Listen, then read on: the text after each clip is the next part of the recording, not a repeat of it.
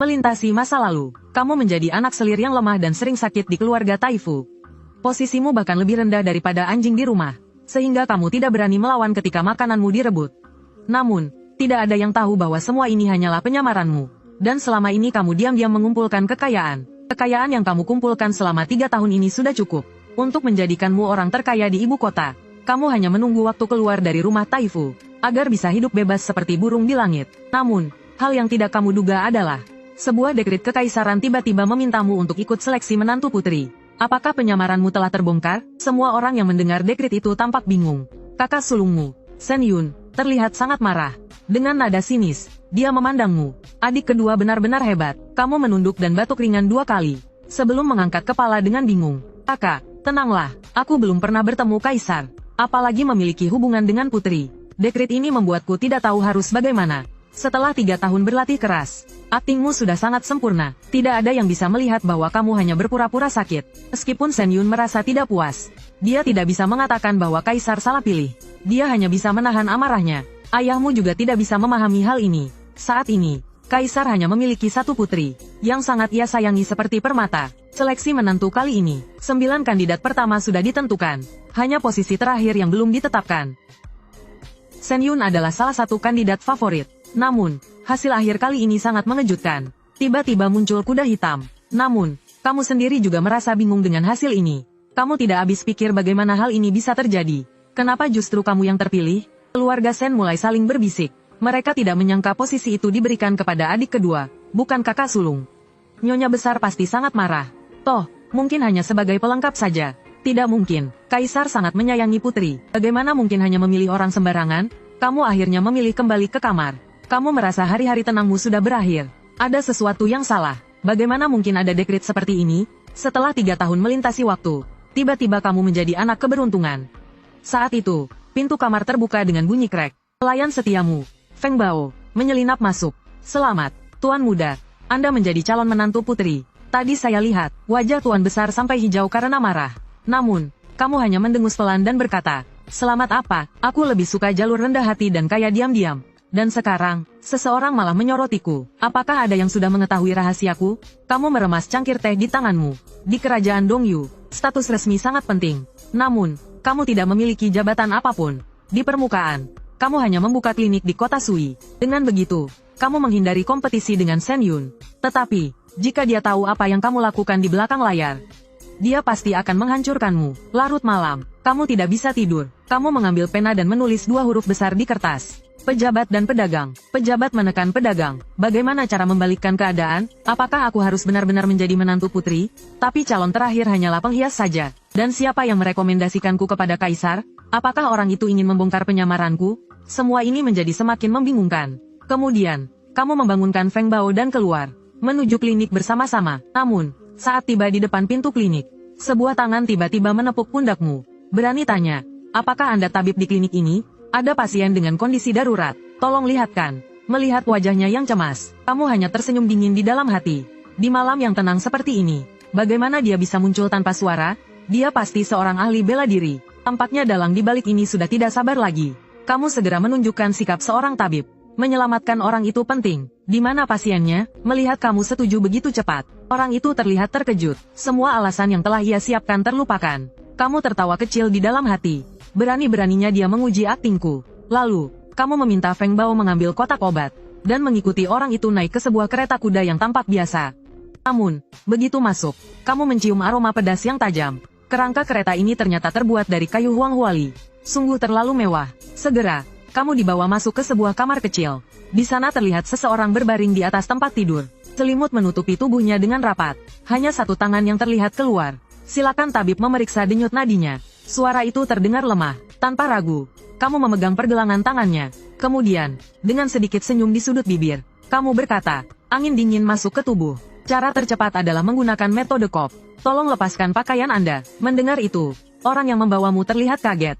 Orang di tempat tidur juga tampak ragu-ragu. Tuan, sudah larut malam. Pasiennya saja tidak terburu-buru. Biarkan saja dia, Feng Bao berkata dengan nada keras. Mendengar itu, kamu langsung berdiri dan bersiap untuk pergi. Namun, orang di tempat tidur tiba-tiba duduk. Dia adalah seorang pria tampan dengan wajah seperti giok.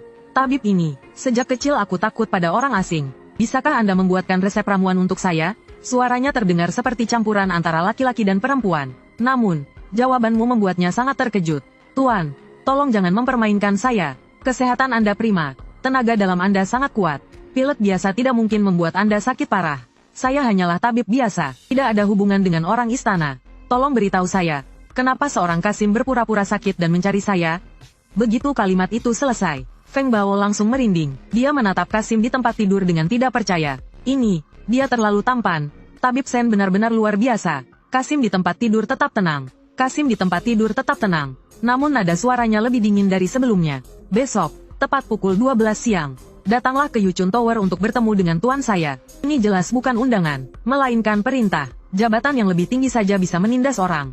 Apalagi bangsawan istana. Kamu berdiri dan memberi hormat. Saya akan datang, pasti. Setelah menjauh dari rumah tersebut, Feng Bao akhirnya bisa bernapas lega. Tuan, mereka sebenarnya siapa? Kamu diam dan hanya menatap bulan di atas. Berpikir bahwa risiko selalu seiring dengan peluang. Baiklah, kita lihat saja besok apa hubungan kita. Esokan paginya, saat kamu kembali ke kediaman Taifu dari klinik, semua orang di rumah sibuk membicarakan dekret kekaisaran. Ekspresi mereka menunjukkan bahwa ini akan menjadi tontonan menarik. Saat itu Shen Yun kebetulan muncul. Melihatmu, dia dengan sengaja mengangkat jubah pejabatnya. Adik kedua, sejak menerima dekret, sebaiknya kamu bersiap-siap untuk seleksi menantu putri. Meskipun 9 kandidat lainnya memiliki jabatan resmi, dan berasal dari keluarga pejabat, keluarga Taifu kita juga merupakan keluarga pejabat turun-temurun. Tidak kalah dari mereka, makna ucapannya jelas. Dia meremehkanmu. Sebagai anggota keluarga pejabat, kamu dianggap tidak berguna. Dia, Shen Yun, adalah putra sulung dan seorang pejabat. Di hadapanmu, dia merasa bisa bersikap angkuh. Kamu mengabaikannya, berpura-pura sakit kepala, dan kembali ke kamar. Lalu mencuci muka dan mengganti pakaian. Melihat persiapanmu yang besar, Feng Bao mencibir. Tuan, Anda benar-benar ingin pergi? Orang-orang sudah mengajukan saya ke Kaisar. Saya harus tahu apa yang sebenarnya terjadi, bukan? Tepat pukul 12 siang, ketika kamu dan Feng Bao tiba di Yuchun Tower. Pemilik toko muncul dengan halus. Dia mempersilakan pemilik utama, yaitu kamu, naik ke atas. Tampaknya orang yang mengundangmu sudah menyiapkan segalanya, dan dia menunggumu di ruang terbaik yang kamu desain sendiri, ruang Guilai. Saat tiba di sudut paling tersembunyi di lantai atas, kamu melihat 2 orang dengan pakaian biasa. Mereka adalah Kusir dan Kasim dari malam sebelumnya. Begitu masuk ke dalam ruangan, semburat aroma samar langsung tercium. Kamu tahu pasti, aroma ini bukan sesuatu yang biasa digunakan orang. Ini adalah wewangian khusus istana. Seorang pria muda yang elegan sudah duduk di sana. Aura bangsawan memancar dari dirinya. Namun, ketika pintu di belakangmu tertutup, kamu tiba-tiba membungkuk memberi hormat. Salam hormat kepada Yang Mulia Putri. Xiao Ling tersenyum dingin. Tuan muda Sen kedua benar-benar jeli. Kamu menjawab dengan tenang. Mampu menjadikan tabib biasa seperti saya calon menantu putri. Setelah dipikir-pikir, hanya Yang Mulia yang bisa melakukan ini. Xiao Ling tersenyum dengan mata berbinar. Tabib biasa seperti kamu. Kalau aku tidak diam-diam menyelidikimu lebih dari setahun, aku pasti sudah tertipu olehmu. Mendengar itu, kamu terkejut. Lebih dari setahun, kapan aku mulai diawasi? Pemilik Yuchun Tower adalah kamu. Pemilik Hongyu Tower juga kamu. Bahkan toko kosmetik paling laris di kota Sui juga milikmu. Belum lagi semua properti yang kamu miliki di kota Sui dan pinggirannya. Seluruh kekayaan keluarga Sen, bagi kamu hanyalah setetes air di lautan. Melihat Xiao Ling datang dengan persiapan matang, dia langsung membongkar semua rahasiamu. Kelopak matamu berkedut beberapa kali. Kamu buru-buru menjelaskan, saya hanya seorang anak selir, tidak dihargai di keluarga ini. Itulah sebabnya saya terpaksa berbisnis. Alasan saya melakukannya secara diam-diam, hanyalah agar saya bisa mandiri setelah meninggalkan rumah ini. Supaya saya bisa hidup dengan bebas dan bahagia. Xiao Ling tertawa dingin. Kamu tidak berani terbuka karena kamu masih terikat dengan keluarga Taifu. Selama kamu belum keluar dari rumah ini, kekayaanmu sewaktu-waktu bisa diambil oleh Taifu. Xiao Ling benar-benar memahami pikiranmu. Akhirnya kamu tidak tahan untuk bertanya. Saya yang hina ini, berani bertanya. Mengapa Yang Mulia merekomendasikan saya menjadi calon menantu putri? Dia tertawa kecil. Kata-kata berikutnya benar-benar memukulmu telak. Hanya saling membutuhkan. Jika kamu menjadi menantu putri, ayahku akan memberikanmu rumah. Aku keluar dari istana. Kamu keluar dari rumah. Kita mendirikan rumah tangga sendiri. Sebagai suami istri, kita menjalani hidup masing-masing tanpa campur tangan. Di masa depan, kita menjadi sekutu. Adapun urusan di pengawas kuil, akan ada orangku yang mengurusnya demi keselamatanmu. Kamu mengangkat alismu. Yang Mulia ini benar-benar ahli dalam negosiasi. Dia menyebutkan semua kesulitanmu, dan menjanjikan solusi yang indah. Tepat saat dia mengira kamu akan setuju, kamu hanya tersenyum tenang. Jika Yang Mulia ingin bersekongkol dengan saya, Perkataan tadi tidak cukup tulus. Mata Xiaoling sedikit berubah. Lalu menurutmu, apa itu ketulusan? Yang Mulia mengetahui kelemahanku, tapi aku tidak tahu apapun tentang Anda. Daripada sepenuhnya berada di bawah kendali Anda, ku lebih memilih menjadi ikan asin yang perlahan naik. Setelah hening sejenak, Xiaoling tampaknya telah membuat keputusan. Apa yang ingin kamu ketahui? Kamu menatap langsung ke matanya yang indah. Mengapa Yang Mulia memilihku? Kamu memiliki niat untuk mandiri. Itu 1. Kamu memiliki kelemahan. Itu 2. Kamu bisa mengeluarkan banyak uang. Itu 3. Bisnis di bawah namamu memiliki banyak kegunaan. Itu 4. Kamu pandai berpura-pura. Itu 5. Dan kamu memiliki wajah tampan. Itu 6. Apakah alasan-alasan ini memuaskan? Begitu dia selesai berbicara, kamu tersedak teh di mulutmu. Yang terakhir ini apa-apaan? Ternyata, Yang Mulia juga menilai dari wajah. Kemudian saya bertanya lagi, Yang Mulia, mengapa setahun yang lalu memilih saya sebagai target? Kamu pernah mengobati seorang pedagang kuda milikku, dan dia memperhatikan hal-hal aneh di klinikmu. Sejak saat itu, aku mulai menyelidikimu. Namun, saat itu, pikiranmu berpikir ke arah lain. Yang Mulia ini ternyata memiliki mata-mata di sekitarnya. Apakah Kaisar dan para pangeran mengetahui hal ini?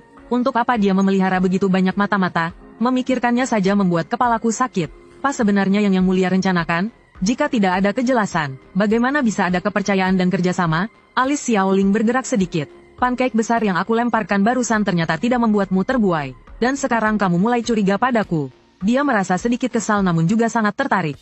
Orang seperti ini, jika dijadikan sekutu, pasti akan menjadi senjata hebat.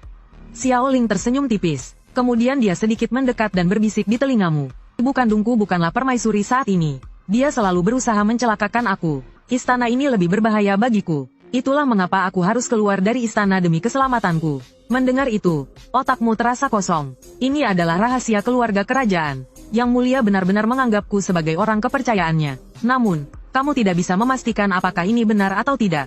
Maka kamu menjawab bahwa kamu butuh waktu beberapa hari untuk mempertimbangkan. Xiaoling diam-diam menyebutmu licik, namun tetap berkata dengan tenang. Jika kamu sudah memikirkannya, ikatkan kain merah ini pada pohon di rumah malam itu dalam 3 hari. Mendengar itu, kamu hampir lega. Namun godaan baru saja dimulai. Dia mengeluarkan sehelai kain merah yang beraroma harum dari sakunya, dan mendorongnya ke arahmu dengan senyum tipis. Tabib, tolong simpan ini baik-baik. Kamu mendadak merasa malu. Ini bukan sekadar kain merah, melainkan pakaian dalam wanita. Kamu menundukkan kepala dengan sangat rendah. Saya tidak berani, Yang Mulia. Saat ini, kamu bersedia mempertaruhkan segalanya. Bahwa ini adalah ujian dari Xiaoling. Tangan Xiaoling berhenti di udara sejenak. Lihat kamu tidak berniat menerimanya. Dia menarik kembali tangannya dengan tenang. Tabib Sen sangat menghormati tata krama. Sepertinya saya terlalu gegabah. Kemudian, dia mengubah nadanya dan berkata, jika kamu tidak mau menggunakan kainku, maka carilah kainmu sendiri. Jika dalam 3 hari aku tidak melihat kain merah itu, maka semuanya akan selesai hari ini. Tabib Sen, jaga rahasia ini rapat-rapat. Jangan sampai masalah menimpamu. Kamu menundukkan kepala lebih dalam lagi. Saya tidak berani, Yang Mulia. Dalam 3 hari kita akan melihat hasilnya. Setelah mengucapkan itu, Xiaoling keluar dari ruangan, dan naik ke kereta kuda yang tidak mencolok. Keesokan paginya, saat kamu masih memikirkan tawaran Xiaoling, tiba-tiba terdengar suara keributan dari dapur keluarga. Ternyata Feng Bao sedang berdebat dengan pelayan Shen Yun. Pelayan itu mengejek, masih berani bermimpi jadi menantu putri dan mandiri. Ya, tahu tidak kenapa dia bisa pindah ke Pain Bambu Courtyard? Itu karena ibu keduamu yang memintanya. Harganya adalah tidak pernah bisa mandiri keluar dari keluarga. Mendengar itu, kamu tertegun di tempat. Pain Bambu Courtyard, tempat tinggalmu sekarang. Hangat di musim dingin dan sejuk di musim panas. Kamu pikir itu adalah pengaturan ayahmu karena kamu lemah. Ternyata itu permintaan ibumu. Tidak akan pernah keluar dari keluarga Taifu. Ini untuk menjadikan aku bayangan tidak berguna bagi Shen Yun. Pada saat yang sama, kakak sulungmu merawat adik yang sakit. Untuk membangun reputasi baik demi karirnya. Kasih sayang keluarga hanya sebatas keuntungan. Kamu merasa sedih. Kamu kembali ke kamar dengan murung. Kamu mengira masih ada kesempatan untuk mandiri keluar dari keluarga. Tetapi ternyata ayahmu sudah memutus jalan itu. Meski sama-sama anak kandung. Karena Shen Yun menjadi pejabat, kamu harus menjadi batu loncatannya. Dikorbankan untuk memuluskan jalannya. Kamu tak bisa menahan diri untuk tersenyum pahit. Jika langit tidak memberi jalan mundur, maka aku akan bertaruh segalanya. Kamu segera menyuruh Feng Bao untuk menggantung kain merah di pohon. Tanpa kamu ketahui, dari kejauhan ada seseorang yang mengamati tindakanmu. Sosok itu lalu berbalik dan menuju ke istana. Sementara itu, di istana, Xiaoling terlihat sedang minum teh. Tetapi dia sama sekali tidak berminat. Ketika suara panggilan Kasim Cao terdengar dari luar, dia segera duduk tegak. Begitu Cao Jing masuk, dia langsung berlutut dan berkata, "Selamat kepada Yang Mulia atas tercapainya keinginan." Kain merah itu sudah digantung. Xiao Ling menghela napas panjang dengan lega. Jika dia menolak, langkah berikutnya akan sulit dijalankan. Namun, dia ternyata berani mengambil risiko. Aku benar-benar meremehkannya. Awalnya, kamu pikir Xiao Ling akan terlihat bahagia, tetapi ternyata wajahnya malah muram. Dia masih belum memahami kondisiku sepenuhnya. Tetapi dia harus berhasil terpilih menjadi menantu putri. Mendengar itu, Cao Jing menghela napas dan berkata, seleksi menantu putri akan dimulai dalam 7 hari. Tetapi dari pihak kaisar belum ada petunjuk apapun. Hari-hari berikutnya kamu juga tidak berdiam diri. Kamu memanfaatkan Hongyu Tower untuk mengumpulkan informasi. Segera kamu mengetahui bahwa seleksi akan menggunakan lukisan sebagai tema. Setiap tema diwakili oleh satu lukisan. Semua lukisan disimpan di ruang baca kekaisaran. Namun, itu saja informasi yang bisa kamu dapatkan. Suatu hari, ketika kamu baru kembali ke rumah, pengurus rumah memanggilmu ke ruang kerja ayahmu. Begitu masuk, kamu melihat pelayan membawa 2 gulung kain. Sekilas saja kamu tahu, kain itu berasal dari toko milikmu. Ayah tidak bisa mendapatkan informasi tentang proses seleksi menantu putri. Hanya ini yang bisa ayah bantu siapkan. Jangan mempermalukan diri di luar. Bahkan jika kalah, harus kalah dengan bermartabat. Kamu tersenyum sinis di dalam hati. Apakah dia akan mengatakan hal yang sama? Jika itu Shen Yun yang mempermalukan diri, kamu hanya menjawab patuh. Ya, ayah. Lalu kembali ke kamar. Kamu melihat Feng Bao, dan menunjuk kain di meja sambil berkata, tukar 2 gulung kain ini di toko. Dengan yang sama persis dan buatkan pakaian baru. Adapun 2 gulung ini, bakar saja. Kasih sayang ayah ini terlalu menekan bagiku. Karena tidak mampu menikmatinya, maka aku tidak akan menerimanya. Keesokan harinya, Feng Bao pergi ke toko kain. Begitu selesai urusan dan keluar, seseorang menabraknya dengan kasar. Dia hampir memaki, tetapi tiba-tiba merasakan sesuatu di pelukannya. Dia melihat ke bawah dan ternyata sebuah kotak kayu. Dia mengangkat pandangannya, dan itu adalah kusir dari sebelumnya. Feng Bao memegang kotak itu seolah-olah sedang memegang bara api. Dia tahu barang ini tidak boleh dibawa ke kediaman Taifu. Dia langsung membawa kotak itu ke klinik. Setelah menyerahkannya kepadamu, kamu membukanya. Di dalamnya ada 5 lukisan. Setiap lukisan memiliki tema yang berbeda. Kamu memperhatikan setiap lukisan dengan seksama, tidak melewatkan satu detail pun. Semuanya terekam di dalam ingatanmu. Setelah benar-benar mengingatnya, kamu tersenyum kecil. Xiao Ling memang punya kemampuan. Barang yang bahkan departemen rumah tangga dalam tidak bisa sentuh. Dia berhasil menyalinnya diam-diam dari kaisar. Kamu langsung menulis daftar panjang di atas kertas dan menyerahkannya kepada Feng Bao. Siapkan semua ini dalam 3 hari. Dalam beberapa hari berikutnya, semua orang melihatmu. Seperti biasanya, kamu tetap sopan dan hormat saat bertemu dengan ayah dan kakakmu di sekitar klinik atau kediaman Taifu. Namun hanya Feng Bao yang kelelahan, karena harus bolak-balik ke berbagai toko. Waktu berlalu, dan hari itu tiba, saat semua kandidat menantu putri masuk ke istana untuk audiensi. Ketika kereta tiba di gerbang istana, kereta berhenti. Seorang Kasim sudah menunggu sejak lama. Kamu segera turun dari kereta, berjalan mendekatinya, dan memberi hormat lebih dulu. Feng Bao dengan cepat dan cekatan memasukkan satu batangan emas berat ke dalam genggamannya. Dia berbalik, menghindari kerumunan di belakang, dan menyerahkannya ke tangan kepala Kasim. Dalam perjalanan, kamu berbasa-basi dengan Kasim Zhao. Dia mendapatkan emas, jadi suasana hatinya sangat baik. Melihat para pelayan wanita di belakang, dia berseru, Si Chun, bawa Tuan Muda Sen yang kedua ini ke Taman Kekaisaran. Pelayan bernama Si Chun itu memiliki rambut yang diikat 2. Wajahnya tidak terlalu cantik tetapi kulitnya putih seperti salju. Dia mengenakan pakaian istana berwarna merah muda pucat. Dia adalah gadis kecil yang menyenangkan. Di bawah bimbingan Si Chun, kamu menuju Taman Kekaisaran. Setelah bertanya-tanya, kamu mengetahui bahwa kamu bukan orang pertama yang sampai di sana. Ada seorang putra menteri pekerjaan umum, Song Qingming. Konon dia adalah seseorang yang berdedikasi untuk pekerjaannya, dan telah memberikan banyak kontribusi bagi istana. Dia bahkan naik 2 pangkat menjadi wakil menteri pekerjaan umum. Saat memasuki istana, kamu dan Feng Bao berhati-hati mengamati sekeliling. Tiba-tiba kamu melihat busur panah. Ada 10 busur yang tersusun rapi di rak. Jantung Feng Bao langsung berdebar. Babak pertama ternyata adalah kompetisi memanah. Di bawah bimbingan pelayan wanita, kamu duduk dan memperhatikan seseorang di meja sebelah mengenakan pakaian pejabat. Tampaknya itu adalah Song Qingming. Meskipun usianya 26 tahun, wajah dan sikapnya tampak seperti pria berusia 30-an. Wajahnya pucat kekuningan, dan dia tampak lelah. Kamu memberi hormat dan berkata, Saya Shen Yu, berani bertanya, siapa Anda? Saya wakil menteri pekerjaan umum, Song Qingming. Kamu adalah putra kedua dari Shen Taifu? Tidak disangka, Shen Yun memiliki wajah biasa saja, tapi adiknya memiliki penampilan yang tampan. Saat kamu masuk tadi, benar-benar seperti pangeran tampan. Jika ini tentang penampilan, kurasa kita tidak perlu bersaing lagi. Nada bicara Song Qingming terdengar ramah. Tapi kamu merasa ada sesuatu yang tidak tepat. Kamu tersenyum tipis, lalu memperhatikan mata Song Qingming. Matanya penuh dengan garis darah. Saat ini adalah musim panas yang cerah. Tetapi dia tampaknya merasa dingin dan sesekali mengecilkan bahunya. Kamu menyipitkan mata dan berkata dengan tenang, "Wakil Menteri Song, apakah Anda baru-baru ini?" Begitu kata-kata ini keluar,